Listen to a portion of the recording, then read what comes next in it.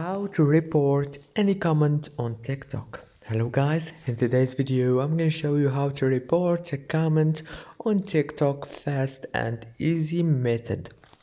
So all what you have to do is go to TikTok like this and now go to the comment section.